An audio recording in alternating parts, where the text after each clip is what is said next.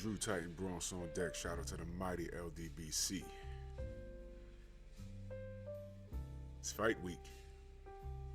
We got Devin the Dream Haney versus Jorge Linares. Should be a nice scrap. Nice little scrap. Linares is not a pushover. The man is game. But like everybody, he's flawed. They're going to be in Vegas. And it should be a pretty good main event there. It's no secret. Y'all don't know. I'm pulling for Devin for a few reasons. You know, and this is no shot to Jorge Linares. This is actually a really good fight for both men. Linares is very dangerous. He's very slick. He's very game. Pretty good on the inside. But we all know he's suspect to body shots, and I think Lomachenko he exposed that. But all around, he's a damn good fighter. I like Jorge Linares. I just don't think he's gonna get past Devin Haney. This is boxing; anything's possible. I just don't think he gets past Devin Haney. The young king is just, he's hungry. He's well disciplined. I think people underestimate his power because he doesn't knock anybody out, or knock out, not anybody, but he doesn't knock everybody out. But I think that he's disciplined enough to understand not to force a knockout. And for him to understand that at that age is a phenomenal thing. What I notice, what he'll do is he just basically lets the fight come to him. You know, if he hurts you early, he's gonna try and get you out of there. But when you're fighting a crafty veteran, you know, like a Gamboa, who knows enough to stay in the game, you know, then you don't force it. Because when you force it, that's when you can run into something. You know, you see a lot of fighters, especially young fighters in particular, they fall in love with their power. They fall in love with landing a shot. And when they're landing a particular shot, depending on who they're fighting, depending on the opponent might allow them to give them a false sense of security, allow them to land that same shot 2 or 3 times to get countered. You've seen it, you know. A hurt fighter is a dangerous fighter, you know. We saw that with Lomachenko and Linares. You know, both men were hurt in that fight. But Lomachenko overcame that. With Devin, I think he'll do what he normally does. He lets the fight come to him. And he'll outwork Linares down the stretch. Devin, to me, is an old soul. And I think that's because of who's he's been around in the ring. You know, shout out to Trill Bill. He's gotten his son a lot of knowledge within the sport. So, you know, Devin is an old soul. He knows the craft. He's still learning.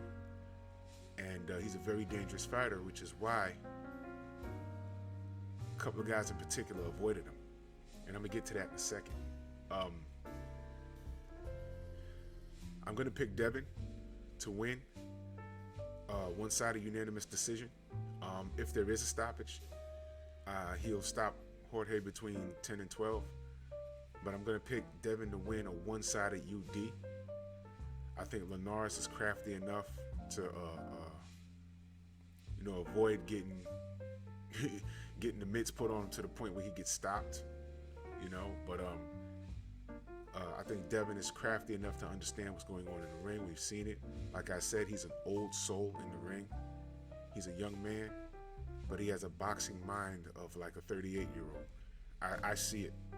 I see it. And he does some things like most fighters. They do some things where say, all right, he needs to tighten that up. He needs to tighten that up. That's what most fighters, you know.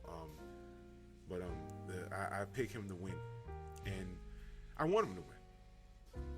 I'm not gonna hold y'all. I want him to win. Here's why I want him to win. Because there are things that I need to see as a supporter of the sport. There's things that I need to see. I need to see him in there with Teofimo. Teofimo's bark has been really big. He has been enabled by his fan base, which is weird to me. The fan base, let me just digress on them. You know, and it's not only Teofimo's fan base, it's a lot of these fighters' fan base.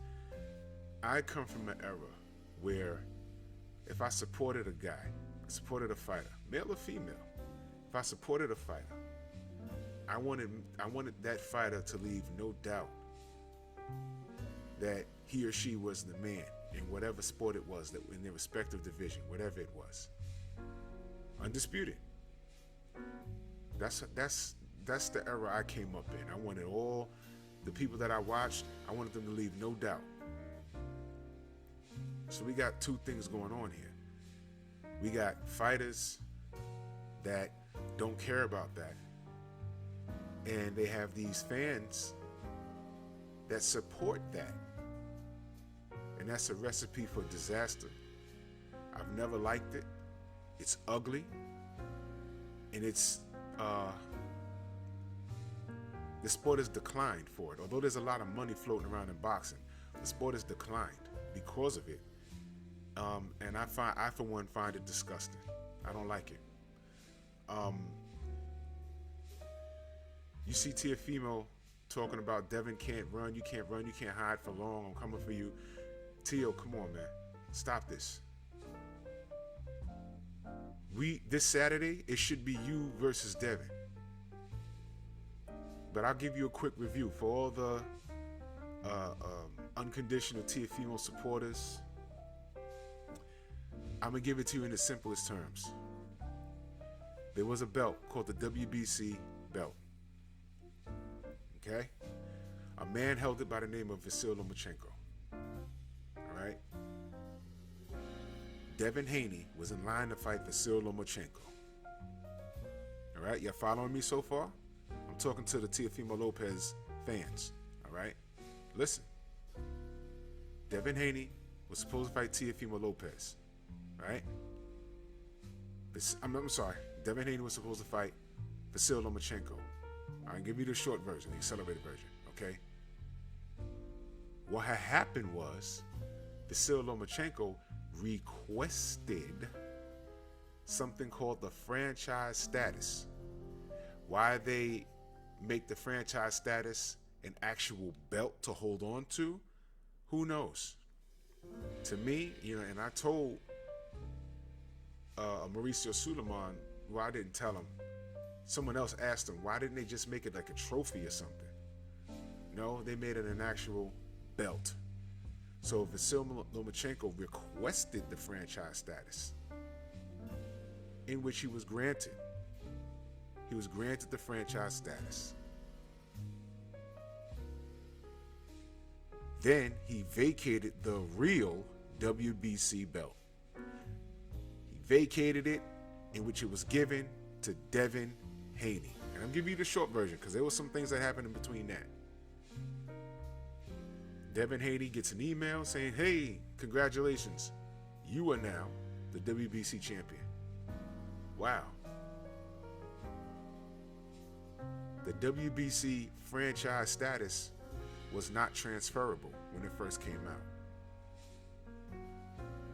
It was a gift belt, and it gave you the ability to go up and down in weight to challenge anybody. And that status, even if you went up in weight and lost it, or down in weight and lost the fight, you couldn't lose the status. It's like a lifetime thing. But something funny happened. Something very funny happened. Teofimo Lopez requested if he could get the franchise status if he beat Vasyl Lomachenko. Now all of a sudden, the franchise status is transferable. That was strange. Are y'all following me so far? I'm talking to the Teo fans, because I know y'all don't care.